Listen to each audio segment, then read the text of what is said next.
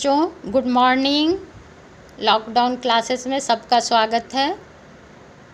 आज क्लास शुरू करने के पहले हम लोग प्रार्थना गाएंगे।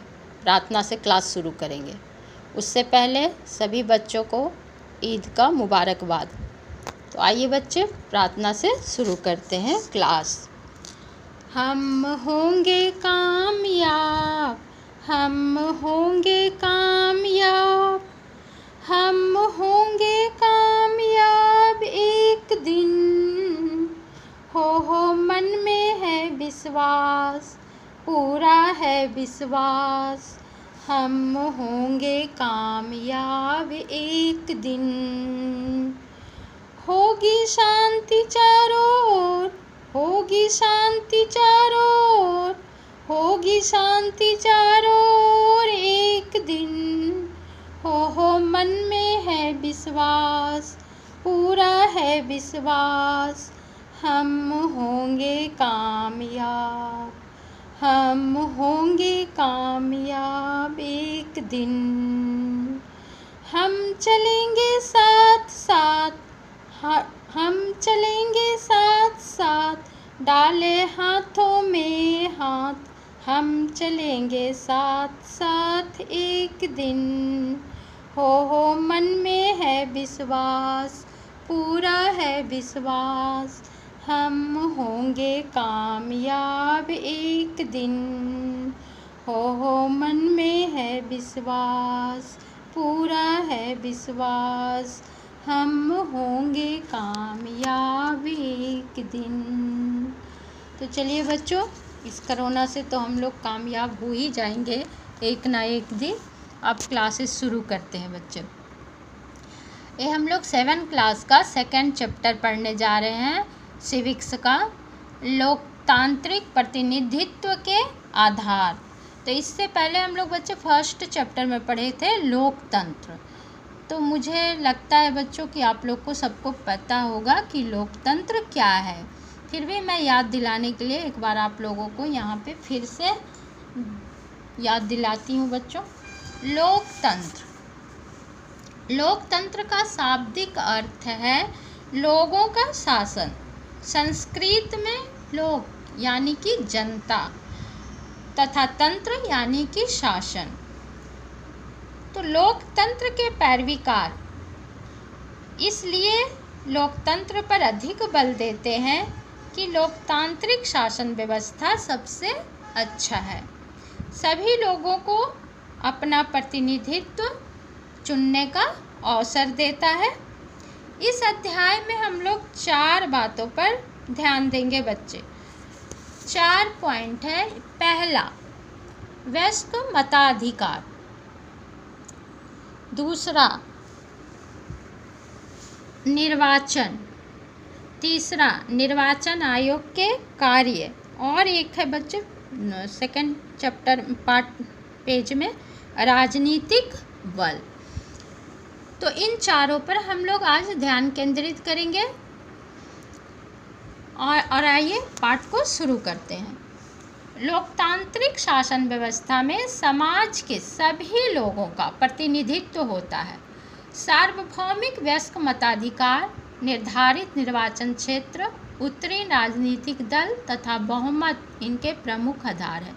तो बच्चों, पहले आप लोगों को बता दें कि सार्वभौमिक वयस्क मताधिकार क्या है। जो 18 या 18 साल से ऊपर हैं और भारत के नागरिक हैं, चाहे वो किसी भी जाति, धर्म, स्त्री, पुरुष, किसी भी लिंग के हों, अमीर, गरीब, पढ़े लिखे या अनपढ़ हों, उन्हें वोट डालने का अधिकार है। सार्वभौमिक वयस्क मताधिकार का मतलब आप लोग समझ गए होंगे। लोकतंत्र के पक्षधर मानते हैं कि मत देने का अधिकार प्रत्येक नागरिक का एक नैसर्गिक अधिकार है, यानी कि हमारा नैतिक अधिकार है। भारत का संविधान प्रत्येक ऐसे वयस्क व्यक्ति को मतदान का अधिकार देता है जो भारत का नागरिक है तथा किसी कानून के अंतर्गत मताधिकार के लिए अयोग्य नहीं है। मूल संविधान में मूल संविधान में जब संविधान लिखा गया था उस समय 21 वर्ष आयु थी वोट डालने की, लेकिन 61 में संविधान संशोधन के द्वारा इसमें आयु सीमा घटाई गई, 18 वर्ष की गई।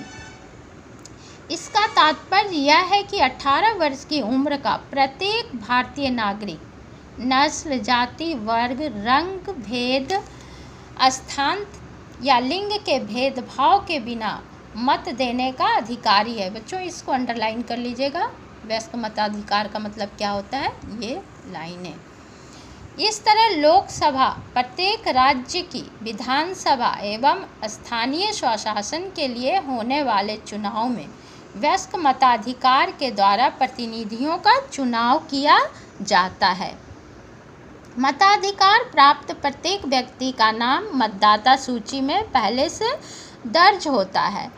लोकसभा, विधानसभा या स्थानीय स्तर यानी कि पंचायती चुनाव या नगर पालिका का चुनाव के पूर्व मतदाता सूची का संशोधन होता है।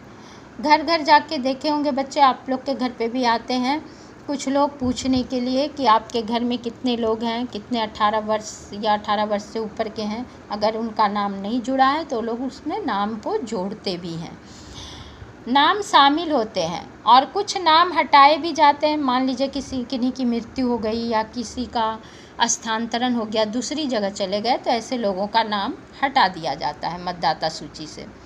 मताधिकार प्राप्त प्रत्येक व्यक्ति का नाम मतदाता सूची में दर्ज होता है जो उस मतदान केंद्र के क्षेत्र में रहते हैं। मतदान की तिथि को, जिस दिन तिथि निश्चित की जाती है वोट डालने की, उस दिन सभी लोग मतदान केंद्र पर पहुंचकर अपना मतदान करता है। और आप लोग देखे होंगे बच्चे कि उस दिन छुट्टी रहती है, स्कूल कॉलेज बंद रहते हैं, ऑफिसों में भी छुट्टी रहती है, कहीं कहीं हाफ डे किया जाता है ताकि सभी लोग वोट डाल सके, कोई भी वोट डालने से वंचित ना हो। और वोट डालना हमारा नैतिक अधिकार है। पहले मतदान मतपत्र पेटिका के माध्यम से होता था। एक बॉक्स पेटी बना रहता था जिसमें लोग जो हैं मतदान करने जाते थे, वो एक पेपर दिया जाता था और वो अपने जिसको जिताना चाहते हैं उनके नाम के आगे मुहर लगाकर उस पेपर को मोड़कर बॉक्स में डाला जाता था। ये देखिए बच्चे, यहाँ बॉक्स का चित्र दिया हुआ है मतदान करने का, ये देखिए। लेकिन अब ईवीएम मशीन के द्वारा, ये देखिए ईवीएम मशीन के द्वारा इलेक्ट्रॉनिक विधि से वोट डाला जाता है। हालांकि एक साथ कई पदों के लिए होने वाले किसी चुनाव में मतपत्र पेटिका का प्रयोग अभी भी है। मतदान की सारी प्रक्रिया गुप्त तरीके से होती है। निर्वाचन, वयस्क मताधिकार के द्वारा जनता अपना प्रतिनिधि चुनती है। लोकसभा, विधानसभा तथा स्थानीय स्तर के लिए सामान्यतः प्रत्येक 5 वर्ष में चुनाव होते हैं। 5 वर्ष में चुनाव कराए जाते हैं, उसके बाद फिर दोबारा 5 वर्ष के बाद चुनाव होते हैं। लेकिन कभी कभी बीच में भी चुनाव कराए जाते हैं जिसको मध्यावधि चुनाव भी कहा जाता है, वो हम लोग आगे क्लास में पढ़ेंगे। लोकसभा तथा विधानसभाओं के लिए कभी कभी 5 वर्ष के पूर्व भी चुनाव होते हैं। चुनाव करवाने की जिम्मेदारी निर्वाचन आयोग को सौंपी गई है। स्थानीय स्तर के चुनाव राज्य निर्वाचन आयोग द्वारा कराए जाते हैं। चुनाव से संबंधित समस्त व्यवस्था करना निर्वाचन आयोग का कार्य होता है। अब है निर्वाचन आयोग के कार्य, उनका क्या क्या कार्य है। निर्वाचन आयोग के प्रमुख कार्य निम्नलिखित होते हैं।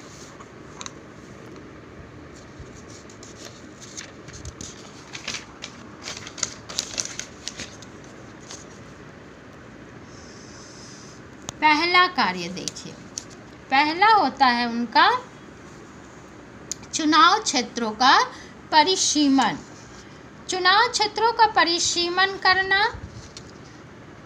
निर्वाचन आयोग का एक प्रमुख कार्य है लोकसभा तथा विभिन्न विधानसभाओं के लिए समय समय पर सीटों का निर्धारण और सीमांकन किया जाता है। इसी तरह राज्य निर्वाचन आयोग स्थानीय स्तर के लिए सीटों का निर्धारण तथा सीमांकन करती है। मतदाता सूची तैयार करना। दूसरा पॉइंट है चुनाव के पूर्व सूची तैयार की जाती है। यह कार्य इस उद्देश्य से किया जाता है कि कोई भी ऐसा व्यक्ति मताधिकार से वंचित ना रह जाए जो मताधिकार की योग्यता रखता है, जो वोट डालने की योग्यता रखता है, उसका नाम ना छूट जाए। इस उद्देश्य के लिए क्या होता है, पहले से सूची तैयार किया जाता है। विभिन्न राजनीतिक दलों को मान्यता प्रदान करना। तीसरा काम निर्वाचन आयोग का। निर्वाचन आयोग द्वारा विभिन्न राजनीतिक दलों को मान्यता प्रदान की जाती है। इसमें राष्ट्रीय और राज्य स्तरीय दल हो सकते हैं। चौथा कार्य है राजनीतिक दलों को अनारक्षित चुनाव चिन्ह प्रदान करना। चुनाव में कुछ सीटें जो है वो आरक्षित की जाती है कुछ क्षेत्रों में।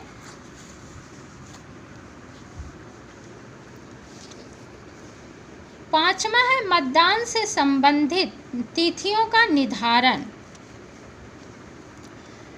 तिथि डेट घोषित करना। नामांकन की तिथि, भरे गए आवेदनों की समीक्षा, नाम वापसी की तिथि।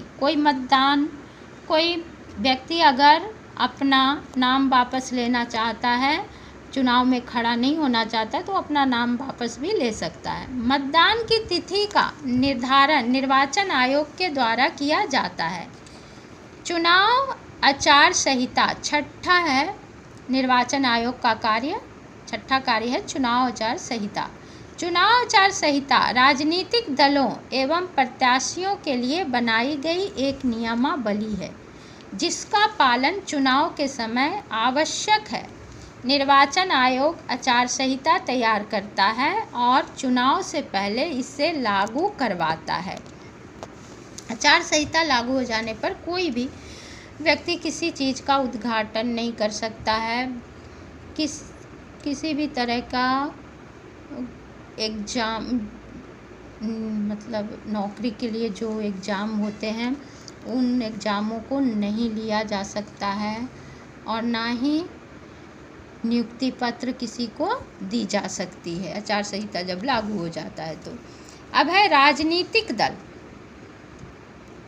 किसी भी लोकतांत्रिक देश में राजनीतिक दलों की भूमिका बहुत महत्वपूर्ण होती है। वस्तुतः राजनीतिक दल प्रजातंत्र की बुनियाद है। दलीय व्यवस्था के अभाव में लोकतंत्र जीवित नहीं रह सकता। अपने प्रतिनिधियों का चुनाव जनता करती है। जनता अपने प्रतिनिधि चुनती है, जनता प्रतिनिधियों को चुनकर भेजती है। चुनाव में राजनीतिक दल अपनी पार्टी के उम्मीदवार को खड़ा कर जनता को यह मौका देते हैं कि वे अपना योग्य प्रतिनिधि को चुन सके। राजनीतिक दलों का महत्व इस बात में भी निहित है कि इससे जनमत के निर्माण में सहायता मिलती है। राजनीतिक दल जनता का समर्थन प्राप्त करने के लिए अपनी नीतियों का जोरदार प्रचार करते हैं। चुनाव में स्पष्ट बहुमत प्राप्त कर इस सरकार का निर्माण करते हैं। यदि बहुमत प्राप्त ना हो तो प्रतिपक्ष के रूप में भी इनकी बड़ी भूमिका होती है। प्रतिपक्ष यानी कि विपक्ष में बैठते हैं। अब जिनकी सरकार बनती है वो तो पक्ष में होते हैं और जिनकी सरकार नहीं बनती है वो विपक्ष में बैठते हैं और सरकार के कामों पर नज़र रखते हैं कि सरकार ठीक ढंग से काम कर रहे हैं या नहीं। चुनाव में स्पष्ट बहुमत प्राप्त कर ये सरकार का निर्माण करते हैं। यदि बहुमत प्राप्त ना हो तो प्रतिपक्ष के रूप में इनकी भी बहुत बड़ी भूमिका होती है। ये जनता की आकांक्षाओं को सरकार के सामने रखते हैं। जैसे कि भारत में अभी किसकी सरकार है, अभी भाजपा की सरकार है और कांग्रेस जो है वो विपक्ष में बैठा है। तो सरकार के कामों पर वो नज़र रखता है कि सरकार कहाँ पे क्या काम कर रहे हैं। तो अभी जैसा कि ये कोरोना के कारण बहुत सारी समस्याएं देश में आ रही है, बहुत सारे मजदूर भाई जो दूसरे जगह हैं वो वहाँ से लौट रहे हैं, कुछ लोग पैदल आ रहे हैं, कुछ के लिए ट्रेन की सुविधा भी की गई है, लेकिन फिर भी उनकी आवश्यकताओं को पूरा नहीं किया जा रहा है, सभी तक सभी सुविधाएं उपलब्ध नहीं हो पा रही है। तो इसके लिए जो विपक्षी सरकार होते हैं वो सरकार के कामों में मीन मेख निकालते हैं ताकि सरकार और भी अच्छे ढंग से काम को कर सके। भारत में दलीय व्यवस्था की शुरुआत 1885 में कांग्रेस की स्थापना से हुई। स्वाधीनता आंदोलन में कांग्रेस का महत्वपूर्ण योगदान था। 1906 में मुस्लिम लीग की स्थापना हुई। भारतीय साम्यवादी दल 1924 में अस्तित्व में आया, जबकि फॉरवर्ड ब्लॉक का गठन 1939 में हुआ। 1939 में हुआ। भारत बहुदलीय व्यवस्था वाला देश है। यहाँ बहुत सारे दल हैं। दूसरे देशों में तो सिर्फ 2 दल या एक ही दल की सरकार हर बार बनती है। चुनाव तो होते हैं लेकिन एक ही दल का सरकार हमेशा बनती है, जो हम लोग आगे ऊपर के क्लासों में पढ़ेंगे 9-10 में जाके कि किस तरह से चाइना में हर बार एक ही सरकार बनती है, कम्युनिस्ट की। और भी देश हैं, म्यांमार है, तो इन सब के बारे में हम लोग आगे के क्लासेस में पढ़ेंगे। दलों को राष्ट्रीय दल तथा कुछ अन्य को राज्य स्तरीय दल के रूप में मान्यता प्रदान की गई है।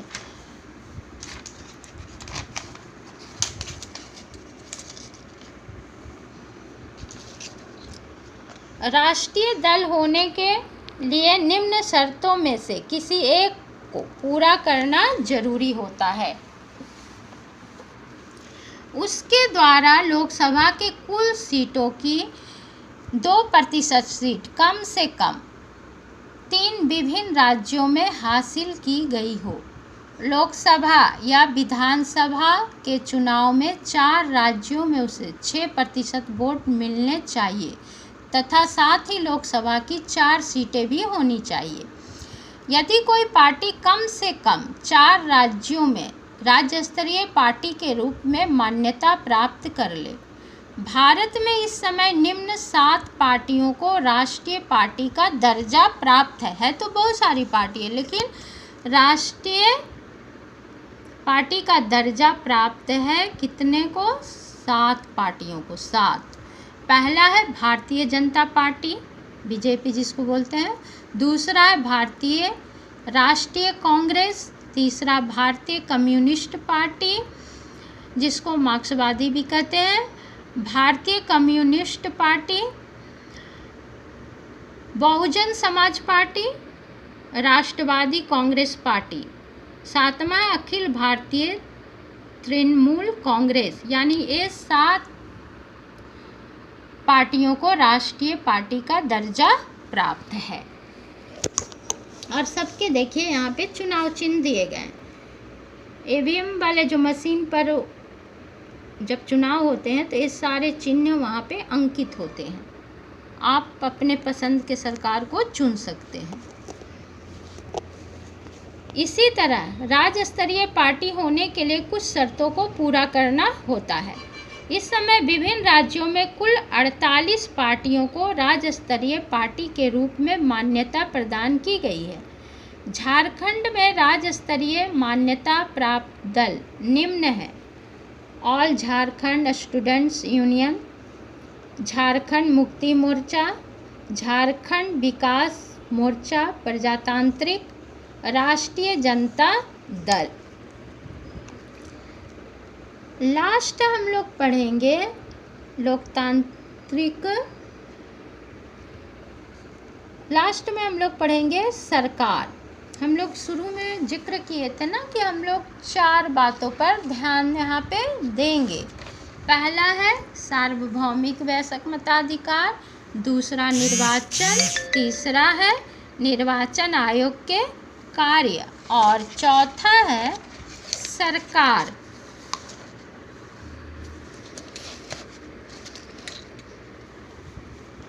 सरकार लोकतंत्र में सरकार की अहम भूमिका होती है। एक उत्तरदायी सरकार का होना लोकतंत्र की मजबूती के लिए महत्वपूर्ण होता है।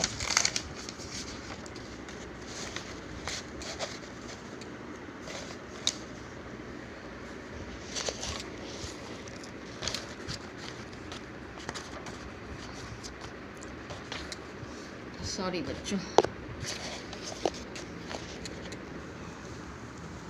आइए अब हम लोग यहाँ देखते हैं।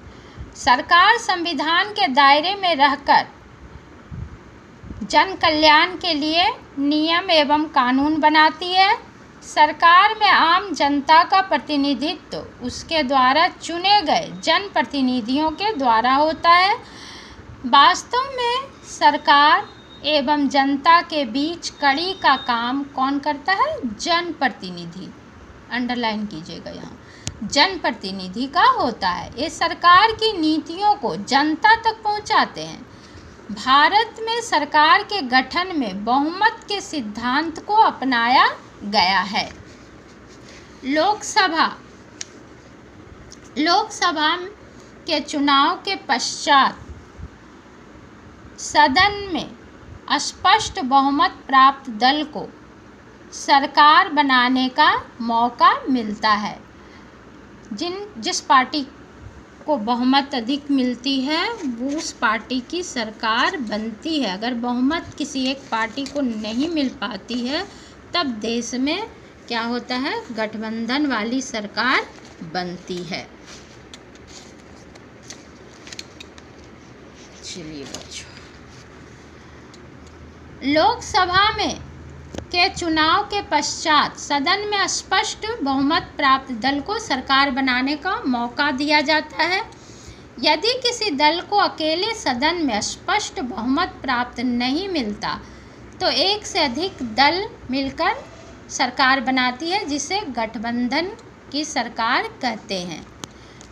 लेकिन हमारे देश में अभी क्या सरकार है? एक दल की सरकार है, गठबंधन वाली सरकार नहीं है। इस तरह किसी दल या दलों के समूह का नेता प्रधानमंत्री बनता है। इसी तरह राज्य विधानसभा में बहुमत प्राप्त दल या एक से अधिक दलों के समूह के नेता को मुख्यमंत्री पद की शपथ दिलाई जाती है। केंद्र में जो स्थिति प्रधानमंत्री की होती है वही स्थिति राज्यों में मुख्यमंत्री की होती है। जिस तरह से केंद्र में प्रधानमंत्री की स्थिति होती है, पावर होता है, उसी तरह राज्यों में मुख्यमंत्री का पावर होता है। प्रधानमंत्री तथा मुख्यमंत्री कोई भी फैसला अकेले नहीं लेते हैं। इसके लिए पूरे मंत्रिमंडल की बैठक की जाती है एवं मंत्रिपरिषद की उपस्थिति अनिवार्य होती है। मंत्रिपरिषद में कई प्रकार के मंत्री होते हैं। भारत में 3 प्रकार के मंत्री हैं, मंत्री परिषद में शामिल होते हैं, जैसे कि कैबिनेट मंत्री, राज्य मंत्री एवं स्वतंत्र प्रभार के राज्य मंत्री। कैबिनेट मंत्री अपने विभाग के अध्यक्ष होते हैं। स्वतंत्र प्रभाव वाले राज्य मंत्री का दर्जा कैबिनेट स्तर का होता है। मंत्रिमंडल में केवल कैबिनेट स्तर के मंत्रियों को शामिल किया जाता है। सरकार के महत्वपूर्ण फैसले मंत्रिमंडल के द्वारा लिए जाते हैं। जिस दल को संसद में स्पष्ट बहुमत नहीं मिलता वे विपक्ष में बैठते हैं। विपक्ष का काम सरकार को रचनात्मक सहयोग करना तथा सरकार को निरंकुश होने से बचाता है। यानी सरकार अगर कोई गलत काम करता है तो उस पर वो लोग आवाज़ उठाते हैं और उन पे अंकुश लगाते हैं। इसी तरह विपक्षी दल भी जनता के मुद्दों को उठाते हैं। लोकतांत्रिक व्यवस्था में जनप्रतिनिधि निरंतर जन कल्याण के कार्य में जुटे रहते हैं। जब एक से अधिक दल मिलकर सरकार का गठन करते हैं तो यह गठबंधन सरकार कहलाती है। जैसे कि भारत में इसके पहले बीजेपी के पहले गठबंधन वाली सरकार थी कांग्रेस की। केंद्र तथा राज्यों में कई बार गठबंधन सरकार का गठन हो चुका है और बहुत बार ऐसा हुआ है कि गठबंधन वाली सरकार हुई है। जब एक पार्टी को पूरी बहुमत नहीं मिलती है तो 2-3 पार्टियां मिलकर सरकार बनाती है, उसको क्या कहते हैं? गठबंधन वाली सरकार। तो बच्चों यहाँ पाठ हमारा समाप्त होता है। आगे मैं आप लोगों को क्वेश्चन का आंसर करवा दूँगी। धन्यवाद बच्चों। अगर वीडियो पसंद आए तो उसे लाइक कीजिएगा और सब्सक्राइब भी कीजिएगा बच्चों, ताकि मैं आगे आप लोगों के लिए और भी वीडियो बनाकर आप लोगों को पढ़ाई को सुचारू ढंग से करवा सके। धन्यवाद।